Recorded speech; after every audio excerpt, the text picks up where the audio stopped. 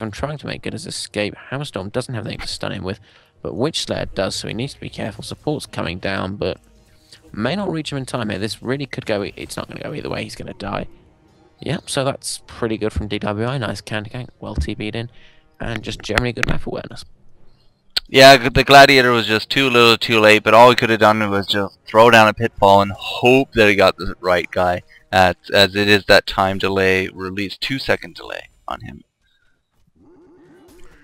Well, I think it's essentially just a thing about balance, really. I mean, it is a very, very strong ability. It's a 2-second stun and a 4-second slow, or essentially. I'm not going to go into the exact mechanics of what it is because I don't have time to write a dissertation. However, the fact remains, it's actually a 2-second stun and then a 4-second slow, but screw that. The fact remains, it is a very, very powerful ability, much as Rotting Grasp is a very powerful ability, but it's balanced by being quite hard to hit. And I think what they were hoping to do by partnering him with Glacius was to give him absolutely dead certain pitfalls by comboing it with Ice Imprisonment, which leads me to believe they weren't expecting to be 3v2. Because that's an aggressive lane. It's not the kind of lane that you're going to leave sitting back playing defensively against a tri lane. So I think DRD may have misread the leading situation here, and I think DWI adapted to that very well. They've managed to reopen that gold lead with that candy gank in the middle lane, and really, this is what DV needs to do. DWI needs to do. They need to come out smiling in the laning phase, ahead in terms of hero kills and golden experience, to put the pressure on DRD to push, but also to give them a disadvantage when they do push, so that they won't be able to bring it as close to the wire as they did last game and almost take DWI out. So I'm just looking down south here at the Tempest with his pushing elementals. It's just that lane is just getting so far pushed, but nobody's blocked the creeps, so now he has a little bit of time to go jungling, which is a little bit more to his truer purpose, at least at this stage in the game. But no, he's going to actually double stack instead, and, well, triple stack maybe. Nope, he's not going to... No, stack on their jungle. Nope, he's not going to stack at all. Okay. I mean, Eternal Envy's not doing badly at all in that bottom lane. I think 185 gold per minute isn't bad as well, man. You know, that's quite good considering that you put someone solo 1v2 with the complete expectation that they're going to lose out.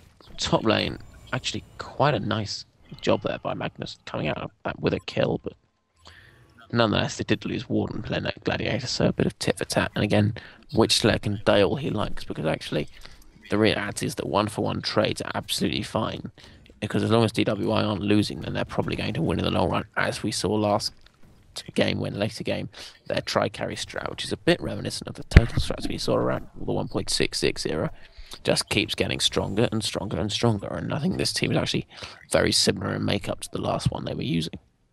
Yeah, could be. But, you know, that 1-for-1 exchange, as we just watched Glacius almost going down. Yeah, I'm pretty sure he's going down. I mean, if you can have your Witch Slayer die every time in order to grab yourself that Gladiator kill, you know, it's well worth it. Eternal Envy, a little too late there. I think he tried to use his ult, got hit by the pitfall, and basically canceled the ult right then and there. And yeah, this Witch Slayer is probably going to go down again, no problem, right there. Down he goes. 7-7 for the exchange. I do believe that was, what, 3-for-1? Glacius went down. Something like that. Might only have been 2-for-1. Let's see. 1 death, 2 deaths, 3 deaths, 4 deaths, 5 deaths. 3-for-2, yes. However, I think the big problem there for DWI was that they just went in blindly onto the Glacius looking for the easy kill, when actually Bubbles was in the vicinity and Magnus was just hiding on the ledge, whatever you want to call it, ramp, ready to stun in. So they may have gone a little bit kill horny, but it's probably understandable. Most of the time the Glacius there is pretty likely to go down without too much trouble, and it wasn't likely, but as it is, very clever play by Dagis there, good baiting, and DRD did a pretty good job of coming in, using their blinks and pseudo blinks, more accurately just pseudo blinks, and following up on that team fight to give themselves a bit of a boost in the early game stakes, which they probably need at this point, since they're looking to be a little bit behind DWI, which they can't really afford. Well, a little bit behind. They're only not even 1,000 experience difference at this point in time. It's only 10 minutes into the game. Well, actually, they're ahead in experience, but my point, what I'm trying to say, is that actually DWI have a turtle strat here. They've got 3 carries. They've got Tempest, who's actually a pretty useful hero in terms of sitting back and not being pushed, and that's probably a lesson they learned from last game. And while Thingamy-Jigamy, Dr. Bolter does appear to have had the classic problem of not paying enough attention when in places that are a bit risky, the fact remains that they can afford to just trade one-for-ones here and maybe lose the odd carry, because I think hopefully Dark Lady's going to die here as well. No, there's no Sorry, tower. doesn't actually have the Witch there. No Witch there ultimate, which is more to the point though. I should probably have known that if I was paying attention, but what I'm trying to say here is that it is perfectly acceptable for DWI to just keep going in the kills, end up slightly ahead or even just level, maybe even slightly behind, because at the end of the day, they're going to come out smiling when their 3 carry strat goes around owning people, and the impetus and onus is on DRD to really put the pressure on DWI early and make them make mistakes and capitalize on those mistakes and push those towers early and, well, stop them and win this game, or at least put them at a convincing God, I'm not making any sense here. At least make them convincingly, I'm saying at least get themselves convincingly ahead before the end game rolls around and DWI's advantage in carry starts to tell, because finally I'm going to regain the power of speech and at least get themselves ahead before DWI's carry advantage starts to tell in the late game as it did last game. There we go, finally managed to get that mouthful out. I thought you guys invented the English language. Shut I couldn't help it. In my defence, most Canadians are descended from English or British settlers anyway. Nope, So I'm half Australian. all comes to the same. Shut up. No, I am. You're getting worse and worse. Hey, just because you exported my ancestors for stealing a loaf of bread. Yes, so basically you're half Canadian who came from England and half Australian who came from England via Australia. Oh dear God, when you put it that way, yeah. Dark Lady plays too aggressively and commits suicide. Well done. She literally just walked into it, or I guess spun into it. Whirled into it, flurried into it, charged into it. It is called charging strikes. There you go. She charged into it. There we go. Anyway, the point, and I'm going to make this point over and over again until people start listening to me, is that it is a dumb idea to run up the other team's ramp if you don't know what's up there and you haven't got any support, because you get raped. You know they can't hear you, right? This isn't a live stream. I know they can't hear me, Okay. but I'm going to say it anyway because I'm a smug bastard. Anyway, Hammerstorm coming top. This is probably slightly poorly thought out, to be perfectly honest with you. Oh, on the other hand, Bubbles in places he shouldn't be. Not as much as Hammerstorm. DWI getting a bit cleaned up here. It's just generally good movement from DRD, really. They saw DWI coming and greeted them with a happy, welcoming embrace of swords, spears, and bad intentions. And look how well that worked out for them. Poor Hammerstorm, though. He got hit by the Pebbles ultimate right there, and right in front of him is a Magmus charging up that ultimate. It's just like, oh, hello. And then he died. And in fact, all three of them went down there. So you said Pebbles ultimate. Oh, definitely Bubbles. Just really, the problem was DWI not quite paying enough attention, not having figured out fully what they were walking into, and then being ever so slightly surprised when they found out that what they were walking into was a rather large mousetrap filled with poison and death and destruction and agony and all the human sins and all the human woes that make life so flipping unbearable. If I could actually finish my sentences, this would significantly help matters.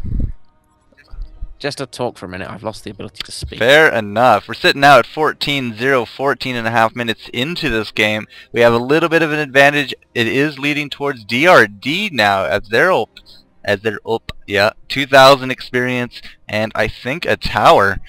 Nope, never mind. The towers are equal. So, but up top, it looks like Hammerstorm is just wrong place at the wrong time. Down goes the Bubbles ultimate again, and the Shell Surf going to be taken out, not taking out that Hammerstorm with a good miniaturization from Witch Slayer. But she missed. Hammerstorm does not matter. Magmus says otherwise, and he went down. So, up in the forest. Oh yes, I mean, I'm sorry to preach, but again, being pretty much on your own in the enemy forest, or in the enemy jungle, if you don't have any wards and you don't know full well what's there, is a recipe for having exactly that done to you. And credit to DRD for capitalising on the opportunity, but this is really exactly what DWI don't want. They don't want to get ganked and have these things go the wrong way and end up with DRD in a good position, because the middle game is when DRD's team is at its strongest, when all their ultimates are at level 2, just doing the maximum amount of damage relative to the HP pool, when DWI's carries haven't quite farmed up, and when DRD are going to be looking to push these towers like they did last game. Because if DRD can get a couple of barracks in the next 15 minutes, DWI can pretty much kiss this game goodbye.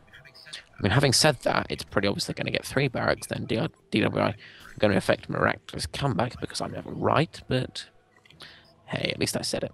Well, you've said effect. DWI will win, you said DRD will win, then you said DWI will win, then you said DRD will win, then you said DWI will win. I hate you. This is not going to be a harmonious casting relationship at this point because I will travel across the Atlantic Ocean in some kind of stereotypical British boat as soon as I can think of how to strangle Four Court, but And I'm sure we'll anyway. cast it live. Yes, DRD pushing their first tower now should take this out without huge amount of incident. DWIR on their way with a happy welcoming smile on their face, but I doubt they'll be. Maybe they will, maybe they won't. Tempest does have his portal key, so they've definitely got the option. It's just a matter of seeing whether DRD make the mistake that will allow them to use it, and I'm going to credit them and assume that they won't. Yeah, DWI probably doing the same type of thing, backing off before. Hard for them to know exactly how many people DWI have. It's probably best not to try and force the issue when, full well you've only got 3 players and there might be a full 5 waiting in the jungle. But Hasted Dark Lady going to walk full on into some Tempest Elementals. Oh dear, this is not going to end badly. It's not going to end well for someone. Someone is Tempest. Bubbles walks in with the ultimate. Dark Lady actually almost going down to that Witch there. Ultimate tries to Charging Strikes away, but not able to escape Dr. Repulsor. That is fantastic play from DWI. Great TPs in from whoever the hell it was, Hammerstorm and somebody else. Clearing up 5v3, and well, I mean, DRD did probably overextend, but at the end of the day, credit for DWI, they reacted magnificently to what looked like something that was going deviously pear-shaped and came out of it ahead with 3 kills, so well played, DWI. Yeah, Tempest did not go down. He actually got a portal key off at the last second and avoided any kind of real retribution that the turtle could have given out to him. Retribution. Yep. A turtle. That is a complete non-sequitur. And this is Heroes of New Earth, where pitfall victims fly up into the air. I like turtles. That's what I like turtles. Yep. I'm afraid that my famed lack of articulacy has utterly deserted me, or in fact has simply manifested itself in the form of not having anything sensible to say, rather than having something sensible to say, not being able to get the words out. So, yeah. I don't know. There's a lull in the action. Let's take a look at the stats. Not stats, items. I like items. Witch Slayer, business as usual. Tempest, Portal Key, business as usual. Slicks, going for a Nullstone, business as usual. Hammerstorm, no farm because he was giving it all to Sniper, business as usual. Raiko doing... Oh, he's actually built a Blood Shard, which is a pretty nice item, but apart from that, he's going for Jumper's Bay. Business as usual. I should really have an acronym for that, except for the trouble. King Raven's picked up the portal key, so that's going to be fairly significant for them on that Magnus. Gladiator, presumably going for a Helm of the Black Legion, maybe a Runed Axe. I'm not going to call it either way, but when it's a Helm of the Black Legion, I shall say I told you so. Glacier's no farm. Dark Lady actually has a decent amount of farm, 313 gold per minute, and a Blessed Orb to show for it, which is a little bit confusing to my mind. Blessed Orb is not really the item I would expect to see a Dark Lady going for first. I guess it's probably... Maybe a Jumper's Bane, maybe part of Hack and Slash, maybe, just maybe something else, but I It's doubt not that. part of Hack Not and too sure Slash, about which is not called Hack and Slash in this game. I'm calling it Hack and Slash, Frostburn. and it is part of... Oh, it's not part of Hack and Slash, is it? I'm a complete idiot. I've somehow decided that Jumper's Bane is a part of Hack and Slash. Anyway, I still don't agree with it. I'm presuming it might even be for the Nullstone with that life cheap. Not sure that I mean, it works well on Madman, but Dark Lady's abilities aren't intrinsically as good, so I'm not too sold on that. And finally, Bubbles, business as usual. In terms of who's farming well, we have Eternal Envy on that Tempest, which is quite surprising, so he's obviously dealt with that quite well. Slicks on Dr. Repulsor, which is pretty much what we'd hope for in this situation. And Raiko playing that Sniper, who is again...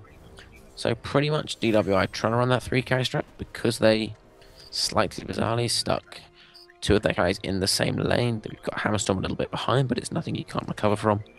DRD, who are now looking a little bit shaky, having managed to accrue a 4,000 gold deficit, have, well, fairly decent farm, but It's nothing that's going to set the world alight. I think realistically, Dark Lady. I mean, when Scandal